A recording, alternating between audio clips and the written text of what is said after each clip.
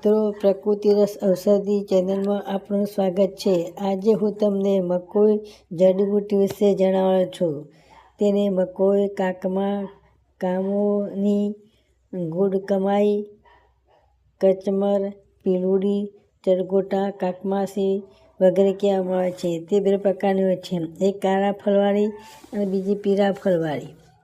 ગઠિયા, બબાસીર, સોજો, કોઢ, ખાંસી, ઉલટી, કફ, આંખોના રોગ વગેરેમાં તે વપરાય છે। મકોઈનો સવારે ખાલી પેટે ઉપયોગ કરાય છે। મધ સાથે પણ લઈ શકાય છે। તે વાત, કફ, પિત્ત આમ ત્રિદોષક નાશક છે। તે સોજો ઉતારવાનો ગુણ ધરાવે છે। સુગર થઈ હોય કે કમજોરી હોય તો સૂકા ફળનો પાવડર 1 ચમચી લેવામાં આવે તો રોગ મટે છે। કિડનીમાં બીમારી આવી ગઈ હોય તો તેની ભાજી બનાવીને ખવાય છે અથવા તેના પાનનો રસ કાઢીને પણ લેવાય છે, જેથી રોગ મટે છે। ગળો થાય ત્યારે હૃદયના ધબકારા વધી જાય છે। જો તેના પંચાંગનો ઉકાળો કરીને પીવામાં આવે તો આ હૃદયના ધબકારા જે વધ્યા છે ઓછા થઈ જાય છે અને અર્જુનની છાલ પણ લઈ શકાય છે। ખીલીઓ એટલે કે મોઢા ઉપર ખીલું થયેલા હોય તો મકોઈના પાનનો રસ નિયમિત 2 ચમચી લેવામાં આવે કે ઉપર ચોપડવામાં આવે તો રોગ મટી જાય છે।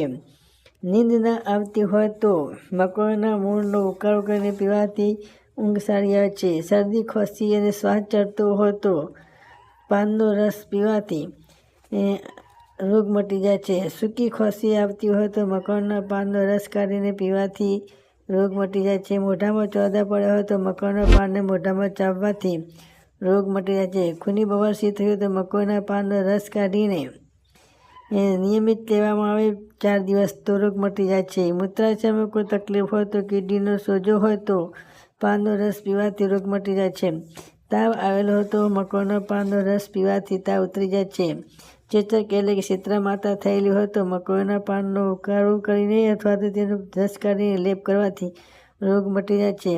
ચામડી પર લાલ ચાઠો થયેલો હોય તો મકોઈના પાનનો રસ કાઢીને લેપ કરવાથી રોગ મટી જાય છે। ઉંદર કરડ્યું હોય અને તેનું ઝેર ચડેલું હોય તો મકોઈના પાનની લુગદી બનાવીને બાંધવાથી ઝેર ઉતરી જાય છે। કૂતરું કરડ્યું હોય તો પણ મકોઈના પાનનો રસ લગાવવામાં અથવા લુગદી બાંધવાથી તે ઝેર ઉતરી જાય છે। જય જડીબુટ્ટી।